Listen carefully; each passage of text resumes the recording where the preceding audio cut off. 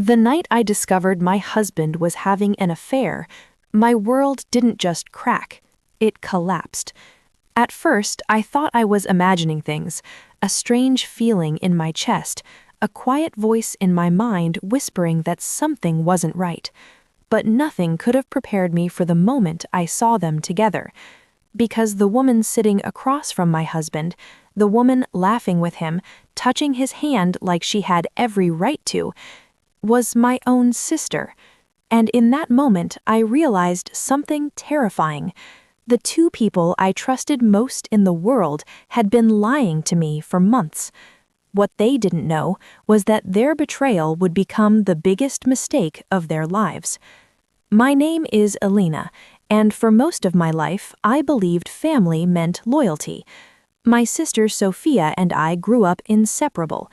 She was younger than me by 3 years, and when we were children, I always protected her. When she cried, I was the one who comforted her.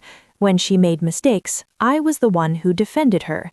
I never imagined that one day she would become the reason my marriage fell apart. I met my husband Michael when I was 27. He was charming, confident, and the kind of man who made everyone around him feel important. When I introduced him to my family, Sophia instantly liked him. At the time, I thought it was normal. Why wouldn't she? Michael had that kind of personality. He joked with her, teased her like a brother would, and sometimes the three of us would spend hours laughing together. Looking back now, I realize how blind I was. The first signs were small.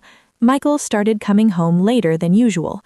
At first, he blamed work, meetings, deadlines, clients. I believed him because trust had never been a question in our marriage. But slowly, things began to change. He guarded his phone more carefully. Sometimes he smiled at messages, but turned the screen away from me. Whenever I asked who it was, he would say, "Just work." And I believed him, because the truth was something I wasn't ready to see. One evening, Sophia came over for dinner. It was something she did often. She would bring dessert, sit at the table with us, and talk about her life. But that night, something felt different. When Michael spoke, Sophia looked at him in a way I had never noticed before. And when she laughed at his jokes, there was something in her eyes that made my stomach twist. I told myself I was overthinking. After all, she was my sister. The idea that she could betray me like that felt impossible. But sometimes the truth hides in the places we trust the most. A few weeks later, Michael told me he had to stay late at work again. I remember sitting alone in the living room that night, watching television but not really paying attention. Something inside me felt restless. So I decided to take a walk to clear my mind.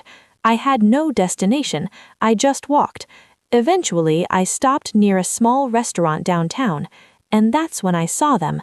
Through the glass window, Michael was sitting at a table, leaning forward, smiling the way he used to smile at me when we first met.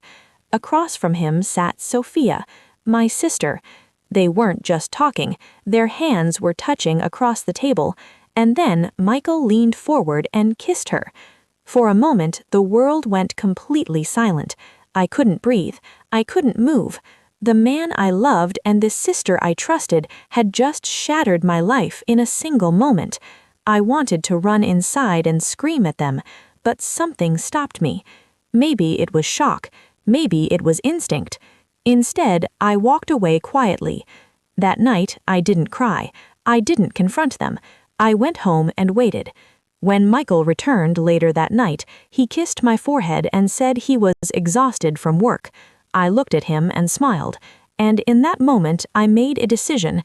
If they thought they could betray me and I would never find out, they were about to learn how wrong they were. Over the next few days, I watched them carefully. Every message, every excuse, every time Sophia came over pretending everything was normal. The more I watched, the more I realized how long this had been happening. Their secret world had existed for months, maybe longer, and both of them believed I was completely unaware. But what they didn't know was that I had already started preparing something they would never expect. Because if they thought they had destroyed me, they had no idea that this was only the beginning. And soon, the truth about Michael and Sophia would come out in a way neither of them could escape. For the next few days, I lived like a stranger inside my own life. Michael continued his routine as if nothing had changed. He kissed me goodbye in the morning, texted me during the day, and came home at night pretending to be the same loving husband he had always been. Sophia still visited occasionally, smiling at me like the sister I had trusted my entire life. Watching them both pretend was almost surreal, but I stayed silent, because silence can be powerful when used at the right moment. Instead of confronting them, I started collecting proof. Screenshots of messages, photos of their meetings, even recordings of their conversations when they thought no one was listening. Piece by piece, I gathered everything, and the more evidence I found, the clearer my plan became. Michael and Sophia believed they were in control of the situation. They believed I was weak. They believed I would fall apart if I ever discovered the truth. But they had underestimated me. One evening, Sophia called and said she wanted to come over for dinner. I agreed immediately. What she didn't know was that I had already invited my parents and a few close relatives as well. When everyone arrived, the house felt warm and normal. We laughed, shared stories, and ate dinner together. Michael looked relaxed.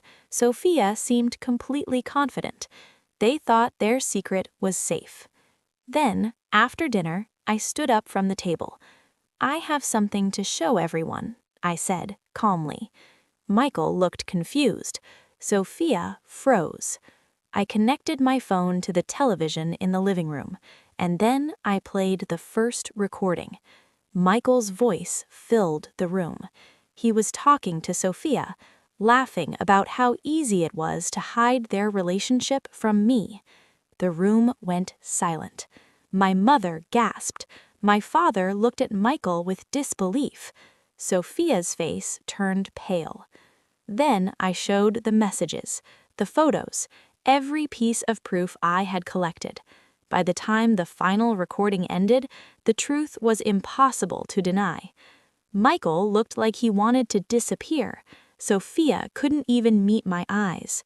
For a moment, nobody spoke.